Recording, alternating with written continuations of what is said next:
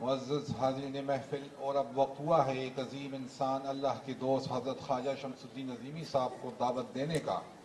عظیم انسان، عظیم ہستی، علم دولت، علم معرفت سے مالا مال، راہ سلوک کے مسافروں کے رہنما، حضور قلندر بابا اولیاء رحمۃ اللہ علیہ کی تعلیمات کا حسین شاہکار، ان کی تعلیمات سے تراشا ہوا حسین اور انمول ہیرا، خلوص ان کا سرمایہ، انسانیت ان کی تعلیم، محبت ان کی پہچان، سکون ان کا پیغام، آسمانی رفتوں کی طرح اولو العزم، شبنم کی طرح دلگدار، تاروں کی چمک، پھولوں کی مہک، سورج کی طرح روشن، چاند کی طرح حسین، نسیم صبح کی طرح دلربا، اس عظیم انسان کی تسلیم و کوثر میں کھلی ہوئی زبان سے آپ کو ایک ایسا پیغام ملے گا جس پیغام کا ہر لفظ موتی کی طرح آپ کے دلوں کو منور، خلوص کے احساس سے آپ کے دلوں کو شاداب و مسرور، اور علم کی دولت سے آپ کو مالا مال کرے گا۔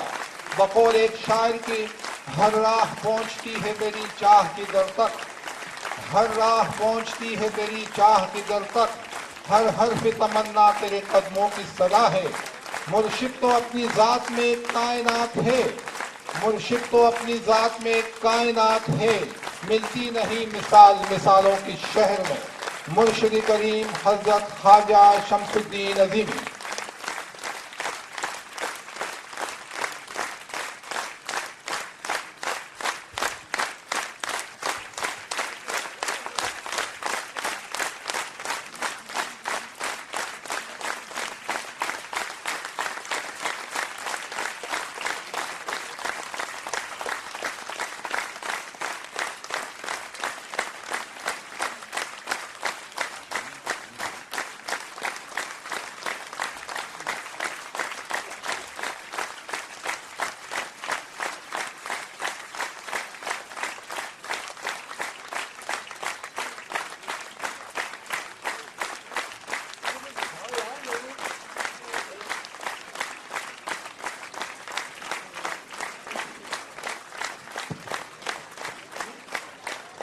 حضرات سے گزارش ہے کہ اپنی نشستوں پہ تشریف رکھیں۔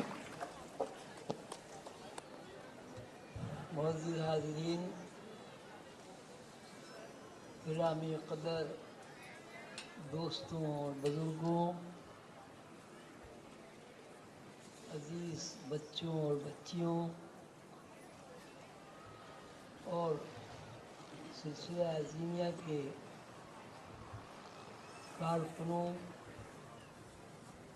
اور سچی بات یہ ہے کہ آپ سب میرے دوست ہیں۔ دوستوں، السلام علیکم۔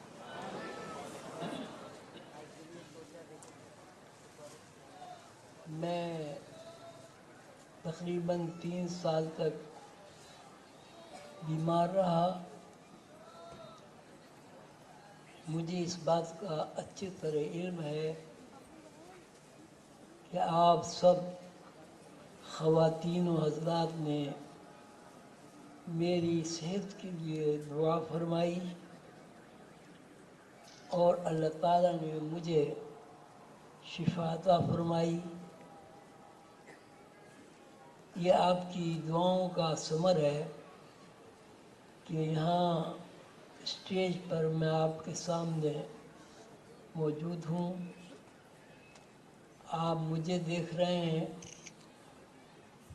اور میں آپ کی محبت بھری کیفیت کو دل کی گہرائیوں سے محسوس کر رہا ہوں۔ اللہ تعالیٰ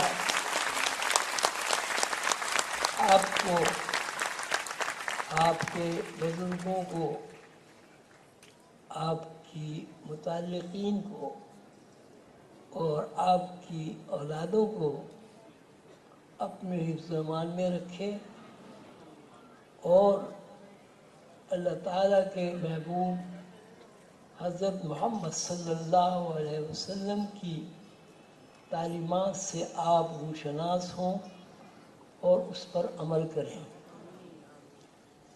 جتنے بھی پیغمبر علیہ السلام جن کی تعداد 1,24,000 بتائی جاتی ہے، دنیا میں تشریف لائے، بلکہ یوں کہنا چاہیے اب آپ حضرات بالغ اور باشعور ہیں، دنیاؤں میں تشریف لائے، کروڑوں دنیاؤں میں، ایک دنیا نہیں ہے، کروڑوں دنیا میں تشریف لائے، ان سب کا مشن ایک ہی رہا کہ اللہ وحدہ لا شریک ہے، اس کا کوئی شریک نہیں، اللہ ہی ظاہر ہے، اللہ ہی باطن ہے، اللہ ہی هو الاول هو الاخر، اللہ ہی آخر ہے اور اللہ ہی ابتدا ہے، هو الاول هو الاخر هو الظاہر هو الباطن۔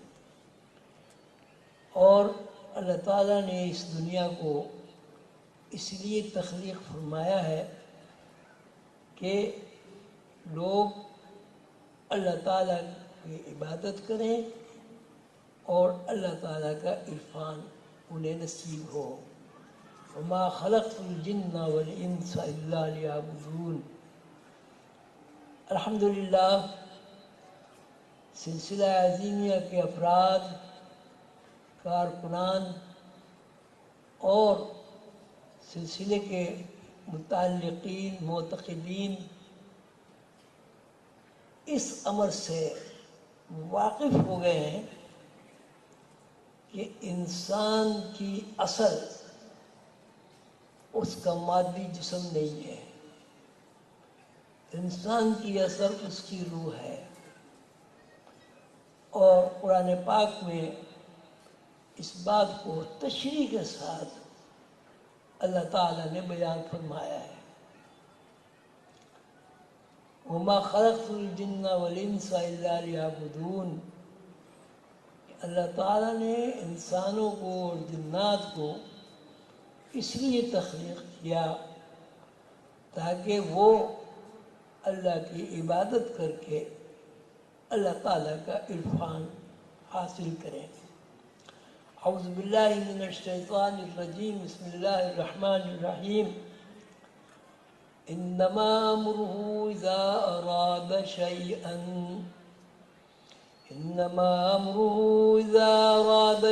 ان يقول له كن فيكون۔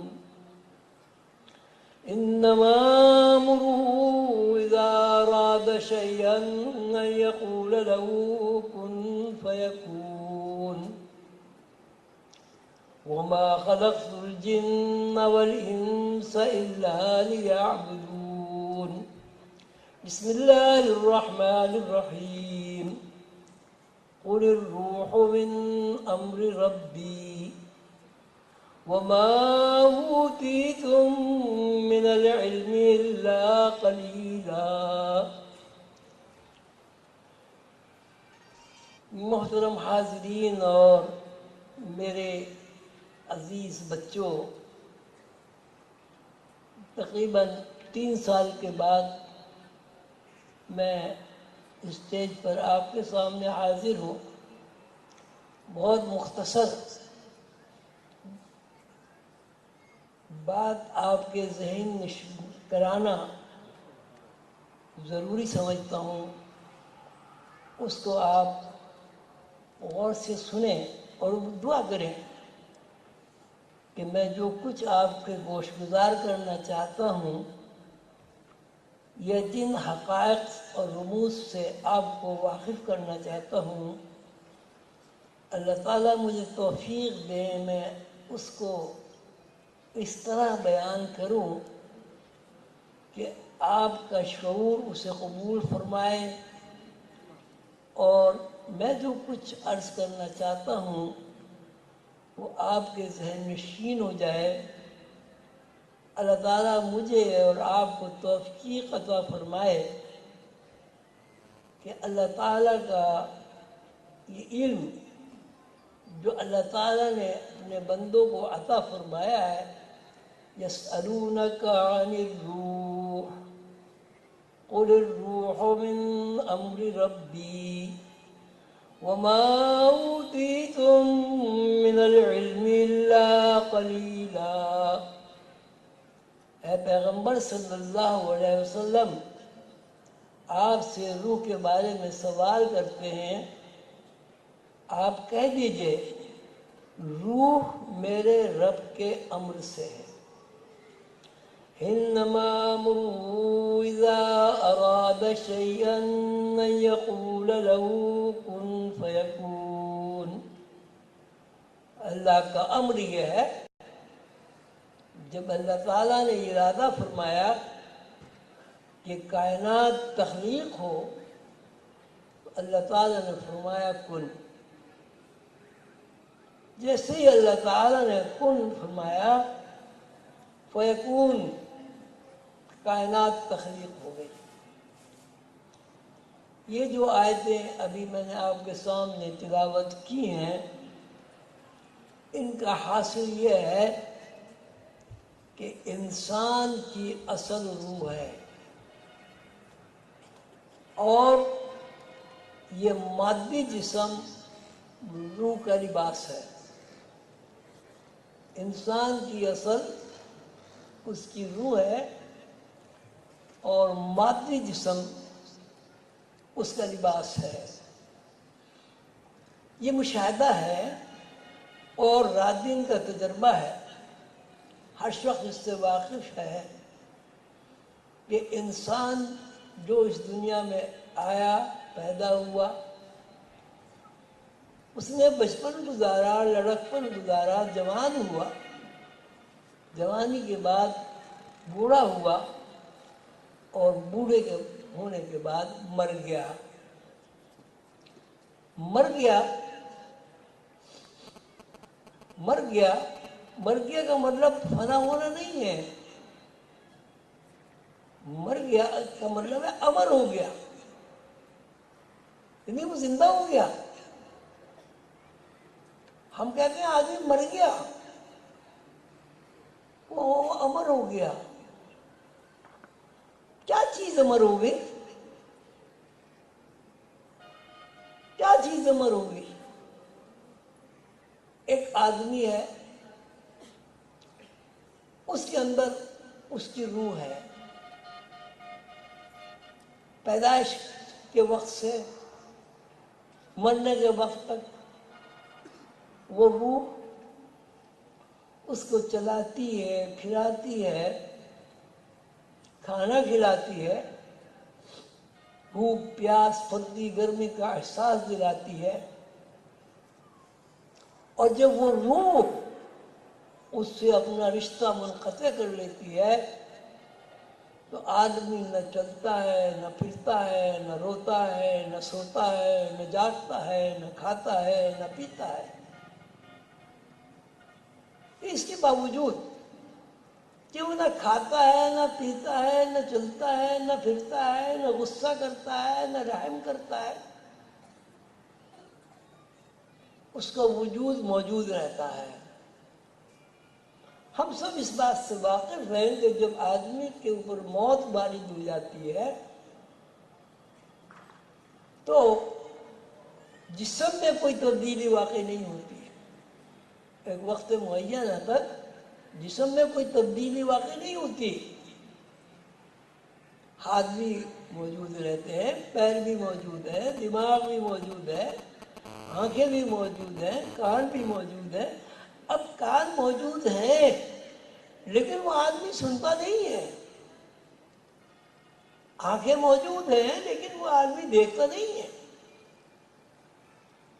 منہ موجود ہے لیکن وہ آدمی اظہار رنج و الفت کچھ نہیں کرتا۔ تو کیا ہوا، کیا چیز ہو گئی کہ انسان موجود ہے، اس کے ہاتھ بھی موجود ہے، اس کے کان بھی موجود ہے، اس کا دماغ بھی موجود ہے، اس کا دل، پھیپھڑے، گردے، پتے سب موجود ہے، لیکن اس جسم میں حرکت نہیں ہے۔ کیا چیز اس کے اندر سے نکل گئی؟ کیا چیز اس کے اندر سے نکل گئی؟ اللہ تعالیٰ فرماتے ہیں یسألونک عن الروح، يسألونك عن الروح قل الروح من أمر ربي وما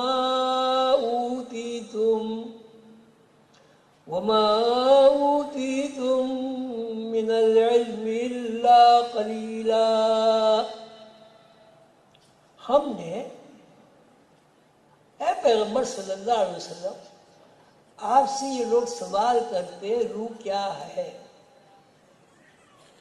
یسألونک عن الروح، آپ سے سوال کرتے ہیں کہ روح کیا ہے. قل الروح، آپ فرما دیجئے محمد صلی اللہ علیہ وسلم، آپ فرما دیجئے قل الروح من امر ربی، روح میرے رب کا امر ہے یا میرے رب کے امر سے ہے. وما اوتیتم من العلم الا قلیلا، لیکن اس کا جو علم ہے وہ قلیل دیا گیا ہے. قرآن پاک کی اس آیت مبارکہ سے یہ بات بالکل ثابت ہو گئی کہ روح کا علم اللہ تعالیٰ نے عطا فرمایا ہے. یسألونک عن الروح قل الروح من امر ربی، کہ یہ سب روح کے بارے میں آپ سے سوال کرتے ہیں. پیغمبر صلی اللہ علیہ وسلم آپ فرما دیجئے روح میرے رب کے امر سے، اور میں نے اس کا قلیل علم، تھوڑا سا علم دیا ہے. ثابت یہ ہوا کہ روح کا علم ہر اس انسان کو حاصل ہے جو اس علم کو سیکھنا چاہتا ہے. اس کی مثال یہ ہے کہ ہر اس آدمی کے اندر جو انگریزی پڑھنا چاہے انگریزی سیکھ لیتا ہے، لیکن جب وہ انگریزی پڑھنا شروع نہیں کرتا تو اس علم سے ناقص ہوتا ہے. ہر وہ آدمی جو عربی سیکھنا چاہے عربی سیکھ لیتا ہے، لیکن اگر سیکھنا نہ چاہے تو وہ نہیں سیکھتا.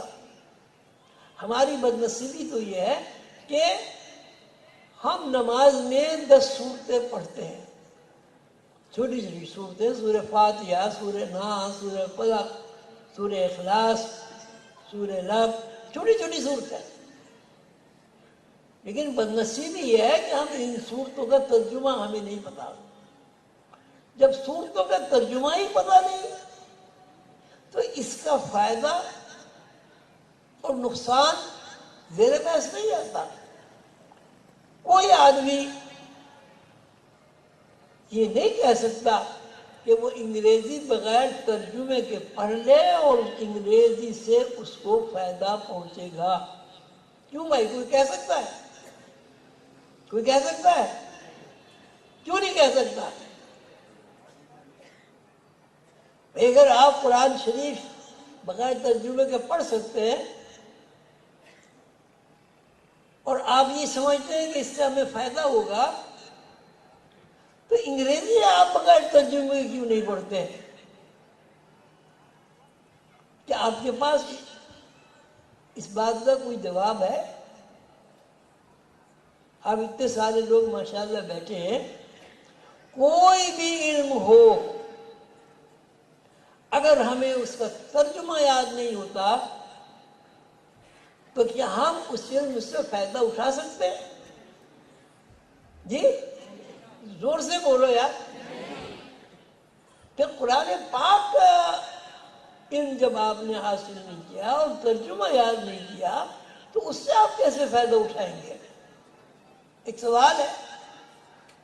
کوئی آدمی اس سوال کا جواب دے سکتا ہے اتنے بڑے مجمع میں؟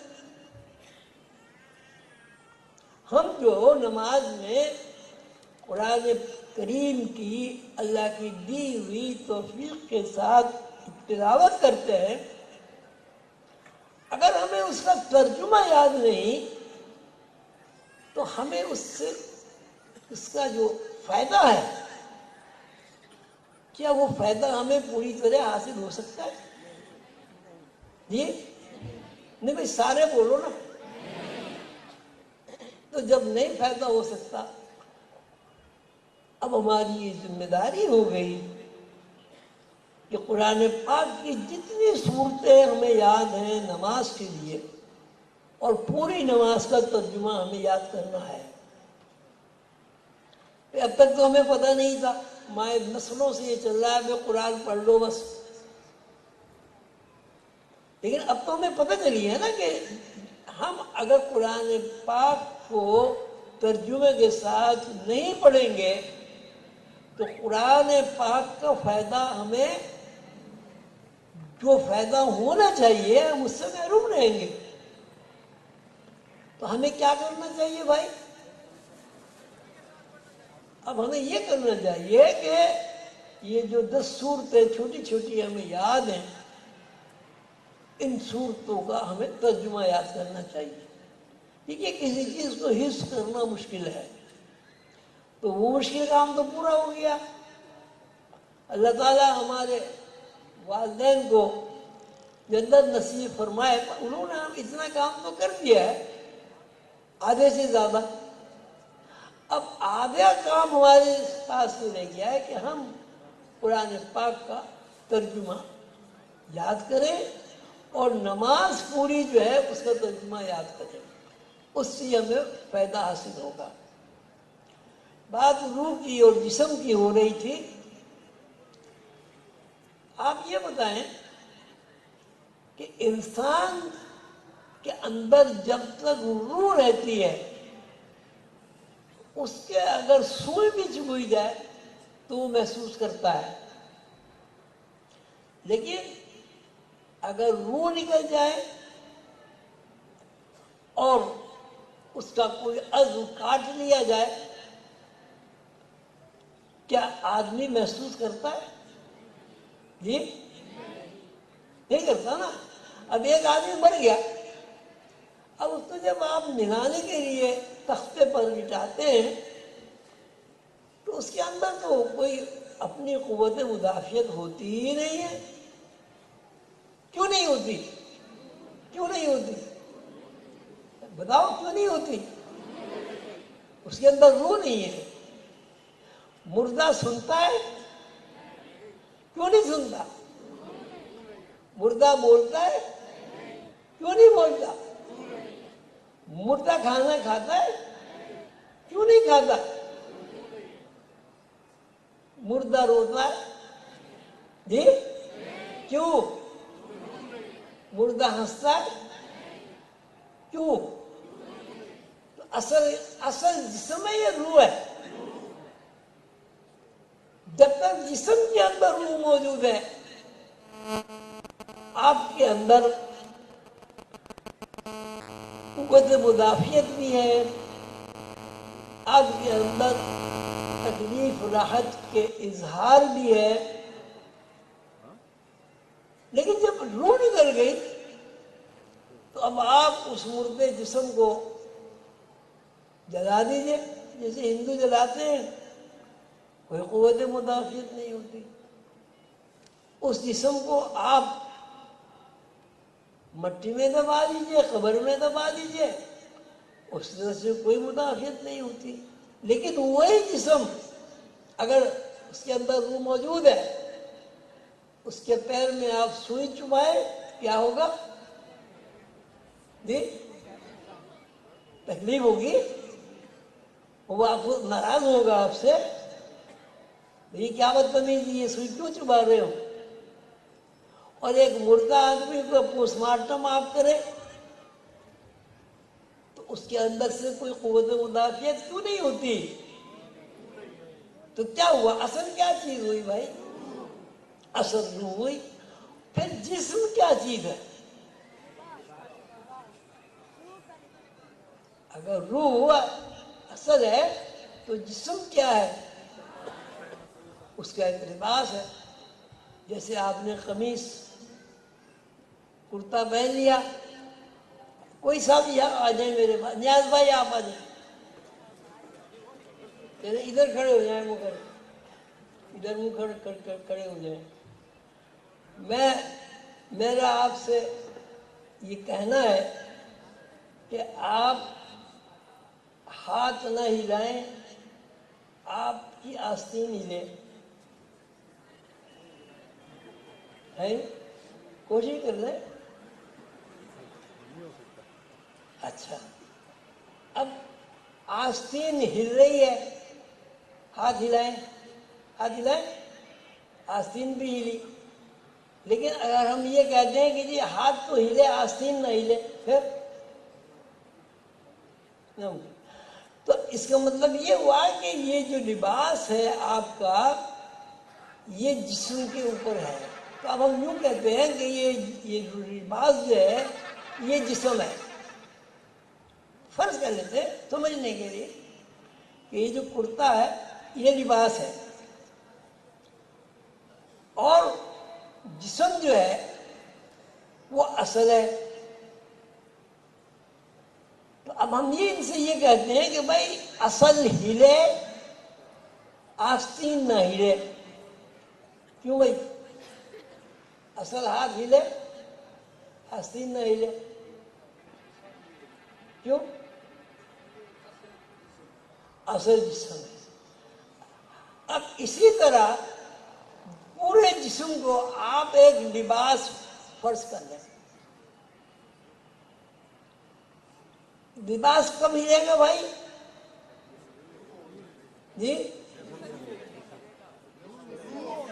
جب جسم کے اندر روح ہوگی جب بھی ہلے گا نا. میں یہ کہتا ہوں کہ نہیں، جسم ہلے لیکن روح کی کوئی حرکت نہ ہو. کیا ہوگا؟ کیا ہوگا؟ نہیں ہلے گا نا. جیسے قمیص نہیں ہل رہی ہے. آپ لوگوں کی سمجھ میں آ گئی بات؟ اچھا، اب میں یہ کہتا ہوں کہ آپ نے جو یہ شلوار پہنی ہوئی ہے یہ آگے کو چلے، آگے پیچھے ہو، لیکن ٹانگ نہیں ہلے. کیا ہوگا؟ نہیں ہلے گی نا. لیکن جب تک ٹانگ کے اوپر شلوار ہے، ٹانگ کے تابع ہو کر یہ شلوار ہلتی ہے. اسی طرح جب تک اس جسم کو لباس بنا کر روح نے پہنا ہوا ہے، اس لباس میں حرکت ہے. اور جب روح اس جسم کو، اس لباس کو، اس شلوار کو، اس کرتے کو، اس قمیص کو اتار دیتی ہے، حرکت ساقط ہو جاتی ہے. بس ٹھیک. اس کا مطلب کیا ہوا؟ اس کا مطلب یہ ہوا کہ یہ ہمارا جسمانی نظام، ہمارا جسمانی نظام انڈیپینڈنٹ نہیں ہے. اس میں کوئی ریئلٹی نہیں ہے، کوئی حقیقت نہیں ہے. جب تک روح اس جسم کو، اس لباس کو حرکت دیتی ہے، یہ لباس حرکت کرتا رہتا ہے. اور جب روح اس جسم کے اندر سے نکل جاتی ہے تو کیا آدمی کیا بن جاتا ہے؟ آدمی کیا بن جاتا ہے؟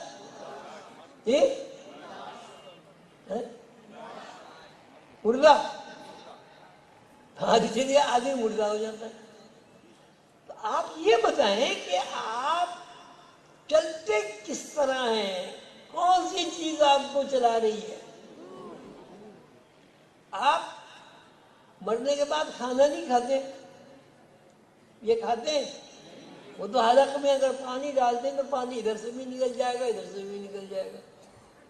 کبھی تجربہ کیا آپ نے؟ مردے کا تجربہ کیا کرو گے؟ مرنے سے تو سب ڈرتے ہیں.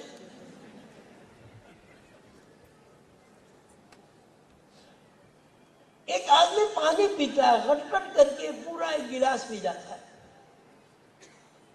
اب اس کے اندر روح نہیں ہے تو اس کے منہ میں چمچے سے پانی ڈالیے، کیا ہوگا؟ کیا ہوگا؟ پانی باہر آ جائے گا. ایک آدمی کی نظر بہت تیز ہے لیکن وہ مر گیا، آنکھیں اس کی موجود ہیں اور اس کے سامنے یوں کریں، دیکھے گا؟ خط پڑھ لے گا؟ اپنی بیگم کی صورت دیکھ لے گا خوبصورت؟ اسی صورت سے ایک آدمی مر گیا، اس کو آپ خوشبو سنگائیں، اس کی ناک کے سامنے بہترین خوشبو رکھیں، کیا ہوگا؟ کیا ہوگا؟ جی ارے زور سے بولو، نہیں سمجھ میں تو آئے، نہیں سونگے گا نا. اور ایک آدمی مر گیا، وہ کھڑا ہو سکتا ہے، بیٹھ سکتا ہے، لیٹ سکتا ہے، دوڑ سکتا ہے؟ کیوں؟ تو جب آدمی چلا تو کون چلا؟ جب آدمی نے کھانا کھایا تو کھانا کس نے کھایا بھائی؟ پانی پیا تو پانی کس نے پیا؟ پھر آپ کیا ہیں؟ اسی طرح اب خیالات پر آ جائیے. جب تک آدمی زندہ رہتا ہے ہر وقت اس کے ذہن میں خیالات کا ہجوم رہتا ہے. کوئی وقت ایسا نہیں ہوتا کہ ذہن خیالات سے خالی ہو. اب آدمی مر گیا، اس کو کتنا خیال آتا ہے؟ جی نہیں آتا نا. یہ کون ہے؟ شاہ عالم ہے یہ؟ جان عالم.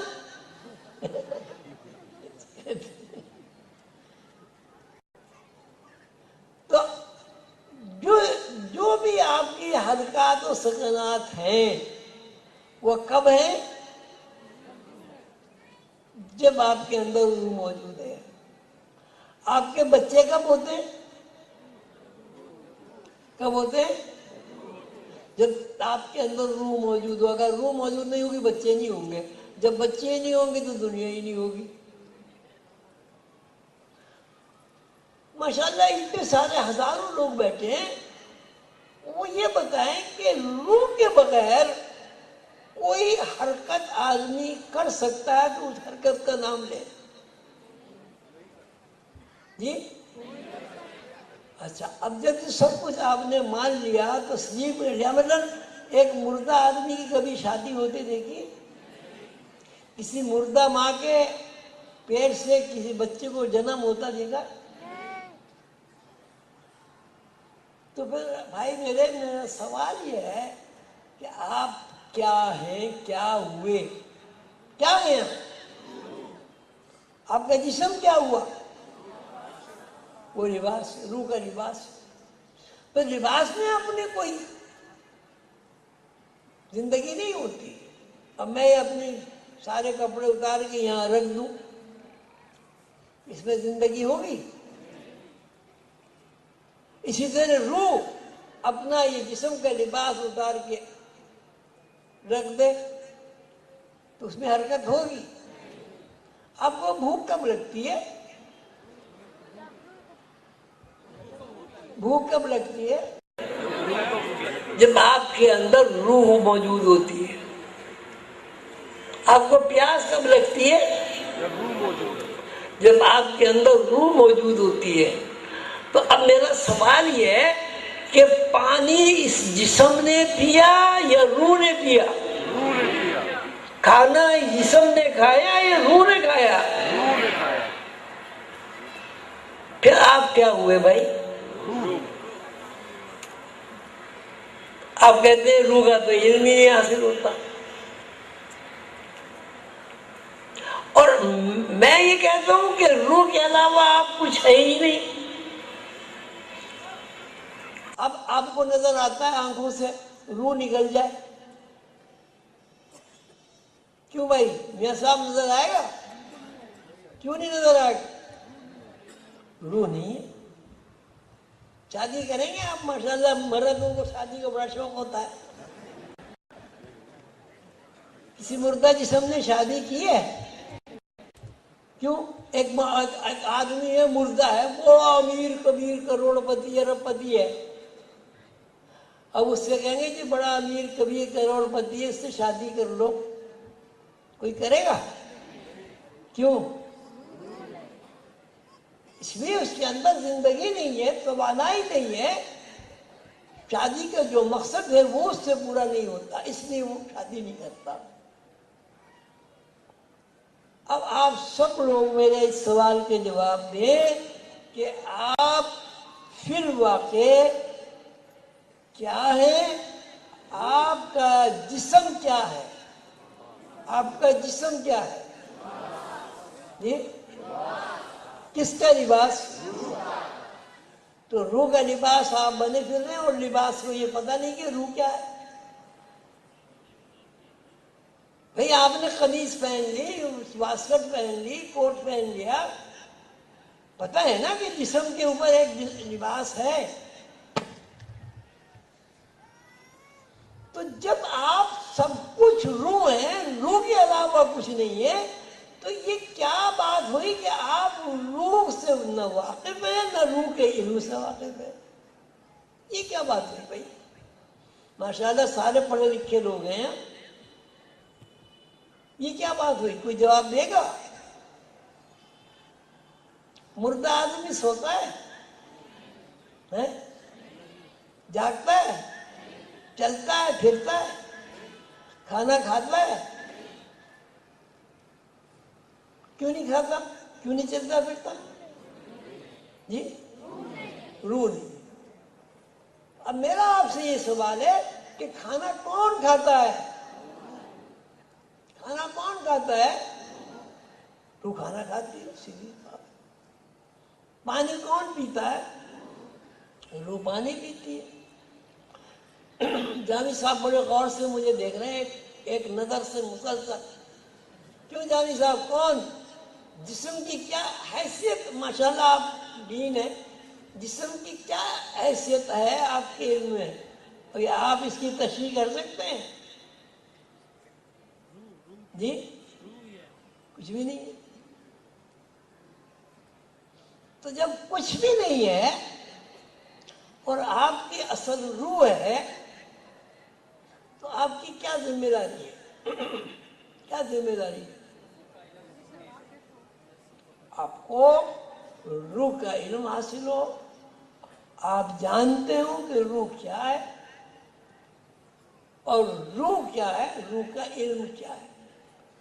اب آپ کا یہ کہنا، کچھ لوگ یہ بھی کہتے ہیں کہ روح کا علم حاصل، کہ روح کا علم نہیں ہے، کسی کو نہیں ہے. یہ قرآن کے خلاف بات ہے. يسألونك عن الروح قل الروح من أمر ربي وما أوتيتم من العلم إلا قليلا. اے پیغمبر صلی اللہ علیہ وسلم، یہ لوگ آپ سے روح کے بارے میں سوال کرتے ہیں، آپ فرما دیجئے قل الروح من امر ربی، روح میرے رب کے امر سے ہے. دیکھیے بات اب یہاں ختم نہیں ہو گئی. وَمَا أُوتِيتُم مِّنَ الْعِلْمِ إِلَّا قَلِيلًا، لیکن ہم نے اس کا علم تھوڑا دیا ہے. اللہ تعالیٰ کا علم کتنا ہے؟ کتنا ہے؟ نام و تناہی علم ہے. کسی بھی زاویے سے، کسی بھی پیمانے سے اللہ تعالیٰ کے علم کو ناپا نہیں جا سکتا. تو اللہ تعالیٰ کا قلیل علم عطا فرمانا وہ ساری دنیا کے علوم سے زیادہ ہے. وَمَا أُوتِيتُم مِّنَ الْعِلْمِ إِلَّا قَلِيلًا، کہ ہم نے تمہیں روح کا علم عطا فرمایا لیکن کم، قلیلا. سوال یہ کس کا قلیل؟ سمندر کا قلیل کتنا ہوگا؟ سمندر کا قلیل دریا سے کم تو نہیں ہوگا. اور دریا کا قلیل کتنا ہوگا؟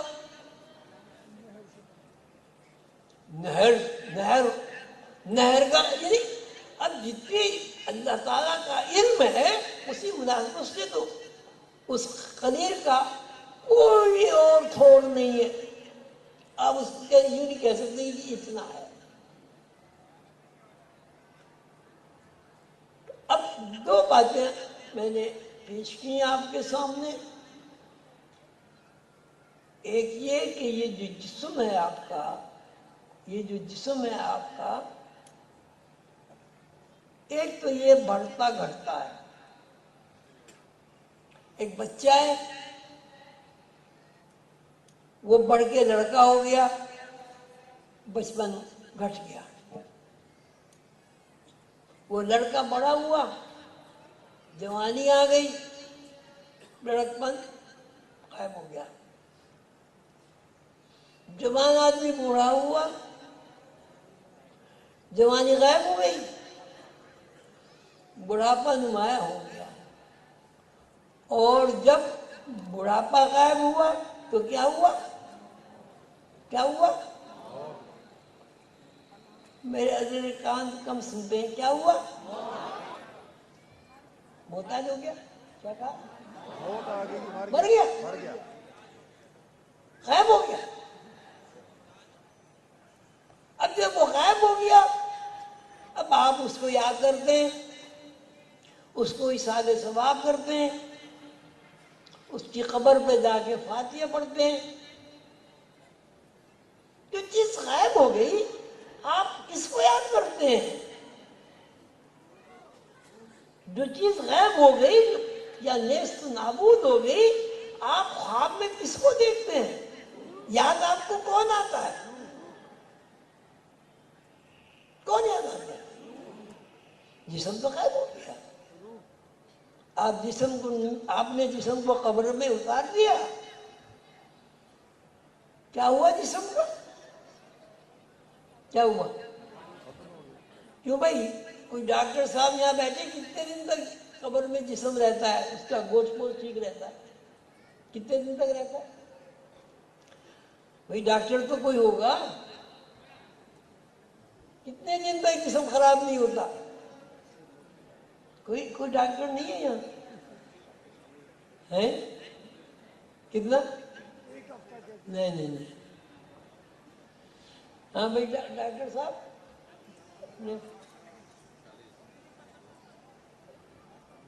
ہمارے ڈاکٹر صاحب کہاں گئے؟ باہر گئے ہوئے. بہرحال کچھ عرصے کے بعد اگر آپ قبر کو کھولیں تو وہاں جسم نہیں ہوتا.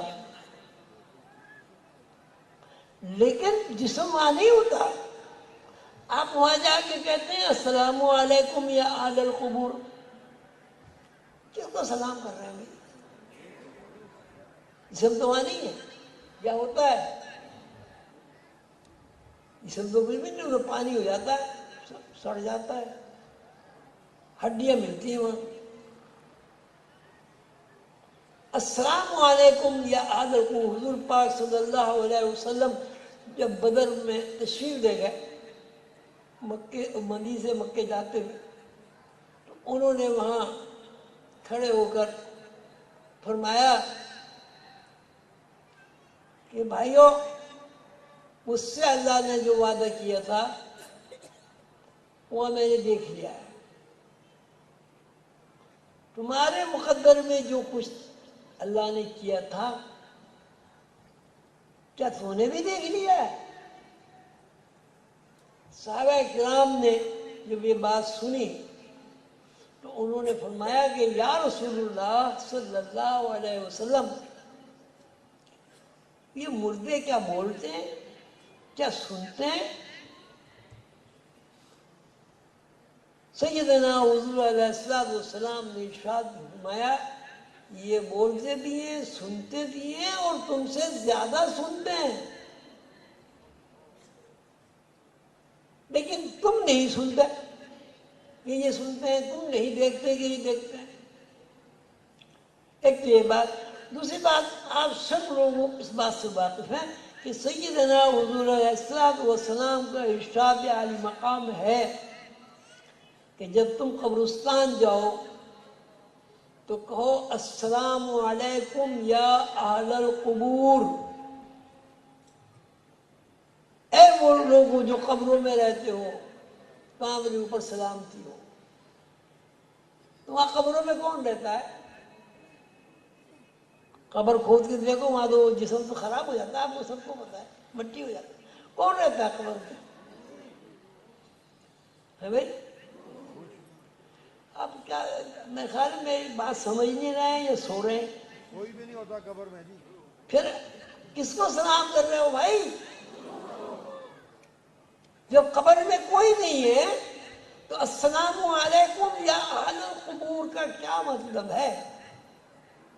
کس کو سلام کر رہے ہو؟ بات سیدھی سی. اب آپ یہ بتائیں،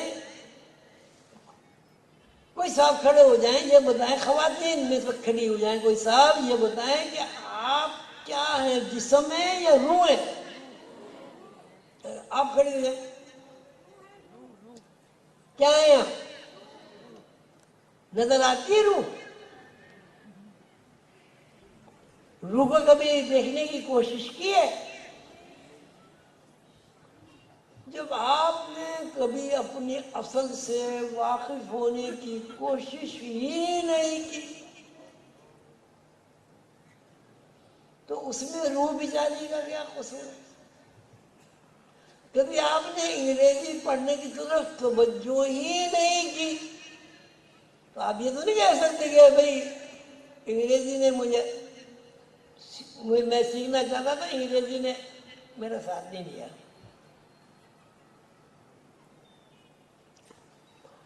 میرے خیال ہے بات میں بہت مختصر کرتا ہوں.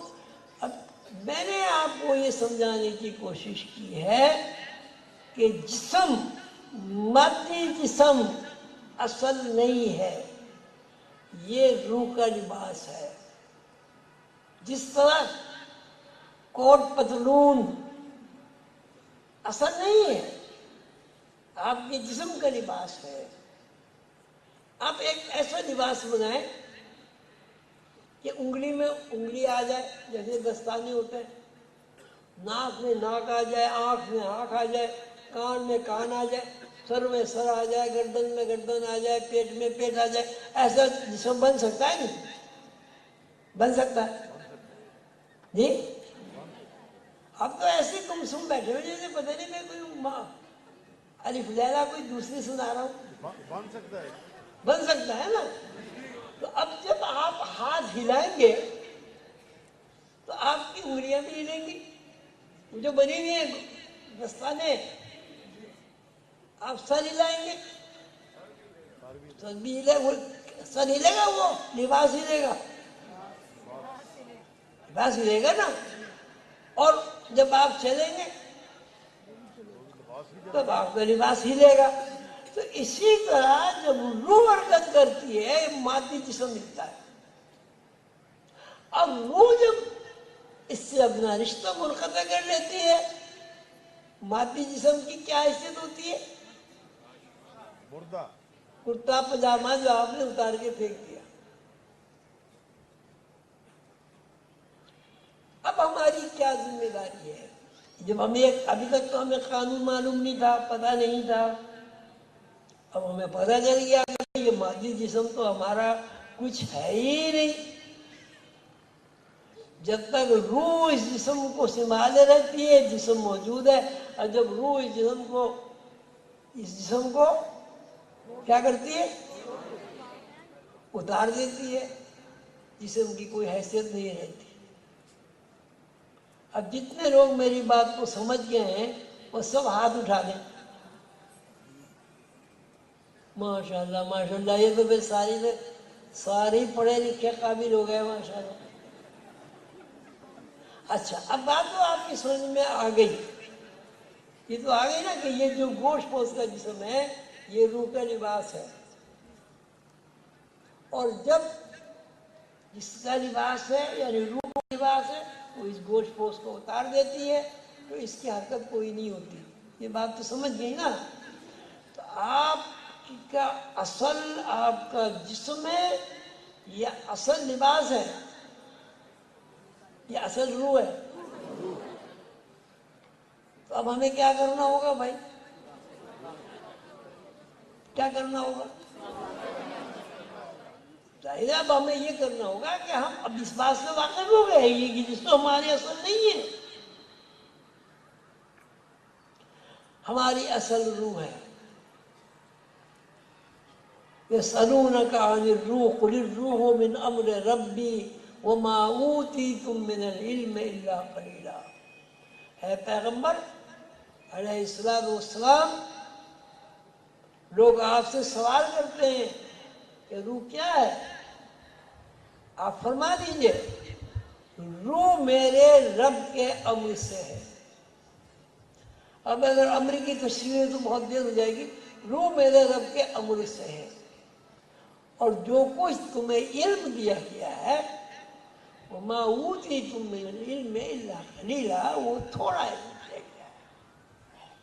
تھوڑا علم کس کا؟ تھوڑا علم کس کا؟ اللہ تعالیٰ.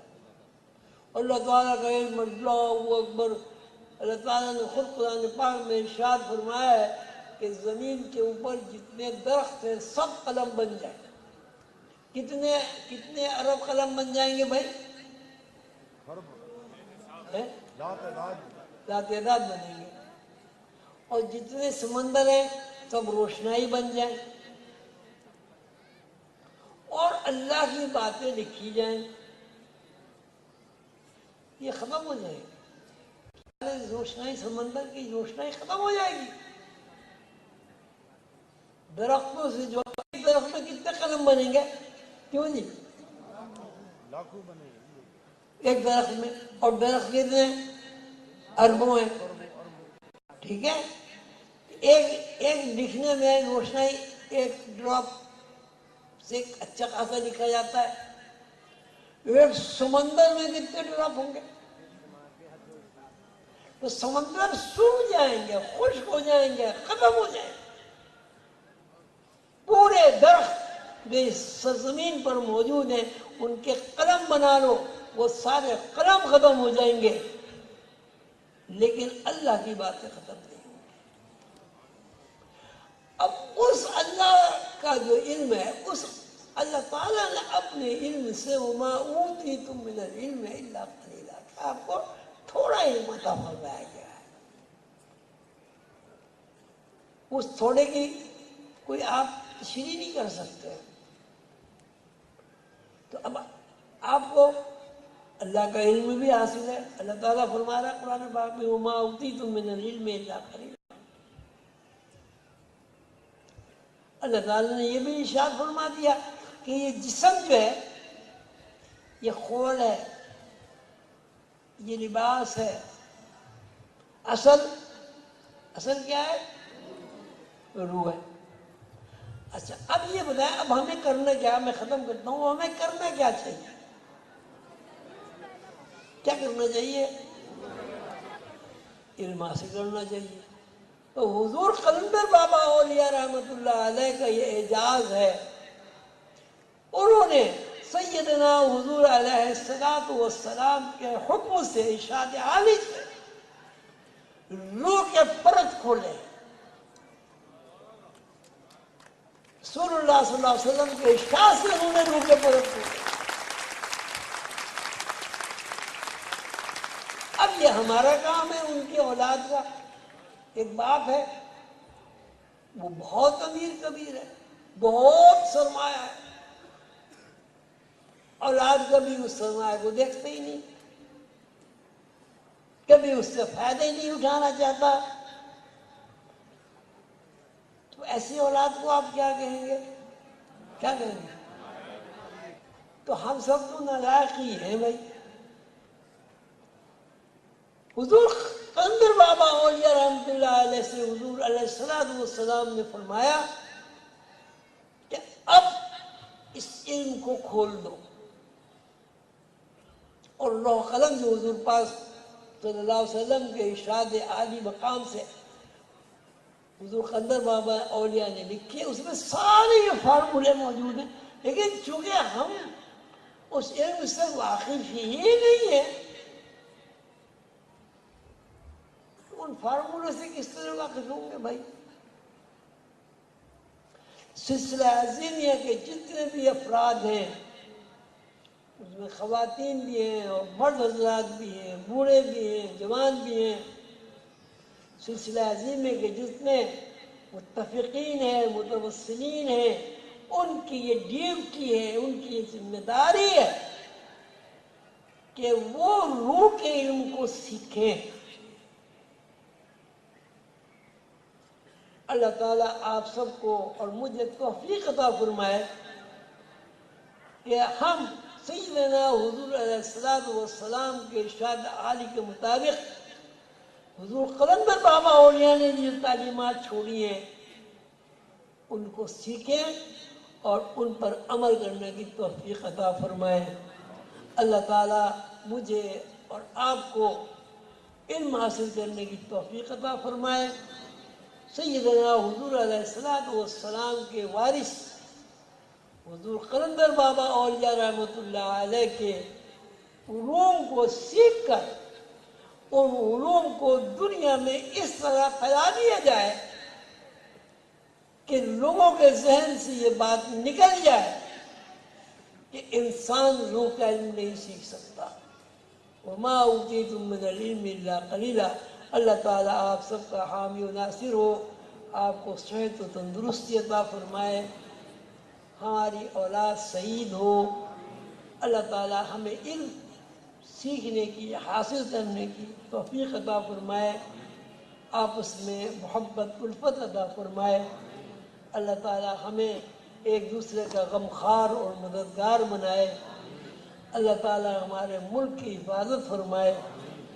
اللہ تعالیٰ ہمیں اور ہمارے تمام اعزاء کو، رشتہ داروں کو، اقربا کو، خاندان کو اپنے حفظ و امان میں رکھے اور ہمیں دین دنیا کی سعادت نصیب فرمائے اور ہمیں وہ علوم عطا فرمائے کہ سیدنا حضور علیہ السلام کے وارث حضور قلندر بابا اولیاء رحمۃ اللہ علیہ نے ہمارے لیے چھوڑے ہیں۔ آمین یا رب العالمین۔ آپ سب حضرات کا بہت شکریہ، آپ دور دراز سے تشریف لائے، میں اس کا بہت قدردان ہوں اور انشاءاللہ آپ کے لیے پہلے بھی دعا گو ہوں اور آئندہ بھی آپ کو اپنی دعاؤں میں یاد رکھوں گا۔ آپ سے بھی التماس ہے کہ آپ بھی مجھ عاجز بندے کو اپنی دعاؤں میں یاد رکھیں اور میرے لیے دعا کریں کہ میں اپنے مرشد کریم حضور قلندر بابا اولیاء رحمۃ اللہ علیہ کی تعلیمات پر عمل کروں اور اپنے عزیزوں کو، دوستوں کو اس علم کو سیکھنے کی ہمت اور توفیق اللہ تعالیٰ عطا فرمائے۔ اللہ تعالیٰ آپ سب کا حامی و ناصر ہو۔ آپ سب حضرات تشریف لائے، آپ کا بہت شکریہ۔ آپ جب تشریف لے جائیں تو اپنے عزت سے، اپنے دوستوں سے، اپنے احباب سے میرا سلام عرض کریں اور میرے لیے ان سب سے دعا کرائیں کہ اللہ تعالیٰ مجھے یہاں اور آخرت میں سکون عطا فرمائے۔ آمین یا رب العالمین برحمتک یا ارحم الراحمین۔